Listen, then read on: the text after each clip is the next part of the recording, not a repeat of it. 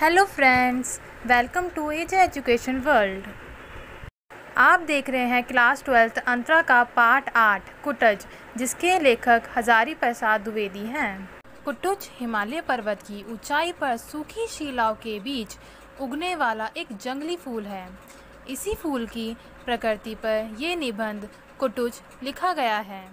कुटुज में न विशेष सौंदर्य है न सुगंध, फिर भी लेखक ने उसमें मानव के लिए एक संदेश पाया है। कुटुज में अपराज्य जीवन शक्ति है, स्वावलंबन है, आत्मविश्वास है और विषम परिस्थितियों में भी शान के साथ जीने की क्षमता है। वह समान भाव से सभी परिस्थितियों को स्वीकार करता है। सामान्य से सामान्य वस्तु में भी विशेष गुण हो सकते हैं। पर्वत की सुंदरता देखते ही बनती है। पर्वत को लेखक ने शोभ निकेतन अर्थात सुंदरता का घर कहा है और ये पर्वत सत्य है। पर्वत सभी को अपनी तरफ बरबस आकर्षित कर लेते हैं। फिर हिमालय की सुंदरता तो अद्वितीय है। हिमालय के दोनों तरफ समुद्र विराजमान है। लेखक हिमालय को पृथ्वी का मानदंड कहता है। संस्कृति के महाकाव्य कालिदास ने भी इसे पृथ्वी का मानदंड ही कहा है। हिमालय पर्वत के नीचे की तरफ जो श्रृंखला फैली हुई है उसे शिवालिक श्रृंखला कहा जाता है। लेखक कहते हैं कि शिवालिक की सूखी बेरंग पहाड़ियों पर खिलते अलमस पेड़ों को वह नाम भी नहीं जानते। चौड़े और बड़े पत्तों वाला यह फूलों से भरा एक छोटा सा पेड़ भी है। लेखक को इस पेड़ की पहचान है, किंतु वह उसका नाम भूल रहे हैं। लेखक कहते हैं, नाम में क्या रखा है? नाम तो उस पद को कहते हैं जिस पर समाज की मुहार लगी हो। फिर उसे अचानक स्मरण हुआ कि ये तो कुटुज का पेड़ है। यह वही कुटुज है जिसके फूल का आग्रह देखकर कालिदास ने मेघ की प्रार्थना की थी। बेरंग पर्वत पर जब कोई फूल नहीं मिलता तब समय पर कुटुज ही काम आता है। लेखक कुटुज को एक साथी कहते हुए धन्य कहता है। लेखक कहते हैं कि रहीम बहुत अच्छे व्यक्ति हैं। उन्होंने इस संसार में जो कुछ भी धन दौलत आदि प्राप्त किया उसे इस संसार में लुटा दिया। उनमें संचय की प्रवृत्ति नहीं थी, परंतु दुनिया ने उनके साथ दगा किया। लेखक कहता है कि रहीम के साथ भी दुनिया ने ऐसा ही छलावा किया है। उसका काव्य प्राप्त करने लेने के पश्चात उसके साथ बुरा व्यवहार किया। एक बादशाह ने उसे उसके काव्य के आधार पर स्वीकार किया, उसे सम्मान दिया और दूसरे बादशाह ने उसकी उपेक्षा की। दुनियादारी है, इसमें ऐसा होता ही है, परंतु सोना तो सोना ही रहता है, चाहे उसकी प्रशंसा की जाए या निंदा। रहीम भी रहे तो सोने की तरह, चाहे उन्हें सम्मान मिला या उपेक्षा। वे एक प्रसिद्ध कवि रहे हैं। कुटज के अर्थ की व्याख्या करते हुए लेखक बताते हैं, जो कुट या घड़े से उत्पन्न हुआ हो वे कुटुज है।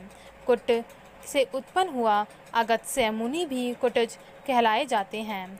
संस्कृति में कुटी हारिका और कुटिकारिका दासी को कहा जाता है। कुटिया या कुटीर भी इसी से जुड़े हैं। बेकार ढंग की दासी को भी कुटीरनी कहा जाता। लेखक बताते हैं, घड़े में उत्पन्न होने का न मुनि कुटिज के सिलसिले में न फूल कुटुज के मामले में कोई संबंध है। कुटज तो जंगल का सैलानी है, पर इसे यह आर्य भाषा का शब्द नहीं दिखता। लेकिन संस्कृति के अनेक शब्द भारतीय संस्कृति के अभिन्न अंश बन गए हैं। अगर कुटज भी इन्हीं में से एक है तो लेखक को हैरानी नहीं होती, क्योंकि संस्कृति भाषा की जननी भाषा। कुटज मनुष्य को संबोधित करते हुए कहता है, हे मनुष्य, यदि तुम जीना चाहते हो तो समस्त कठिनाइयों को झेलते हुए, मुसीबतों को झेलते हुए, बड़ी बड़ी रुकावटों को पार करते हुए जीने का प्रयत्न करो और अपने जीवन के लिए आवश्यक वस्तुओं को प्राप्त करो।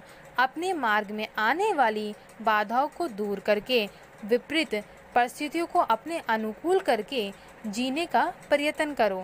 कुटज मनुष्य को कहता है, अवकाश के समय अपने कदम बढ़ाकर आकाश की बुलंदियों को छूने का प्रयास करो, अर्थात खुशियों को प्राप्त करो, सफलता हासिल करो। जीवन जीना बहुत कठिन है, जिसने जीना सीख लिया उसका जीवन सफल है। स्वार्थात भाव से दूर रहकर विपदाओं को झेलकर प्रतिकूल परिस्थितियों को अपने अनुकूल बनाकर जीवन यापन करना एक कला है। यही कला बहुत कठिनता से प्राप्त होती है। ऐसा जीवन जीने के लिए बहुत संघर्ष व अभ्यास करना पड़ता है। प्राणों की बाजी लगाकर समस्त कठिनाइयों को झेलकर जीना भी एक कला है। मन से आनंदित होकर जीना भी एक कला है।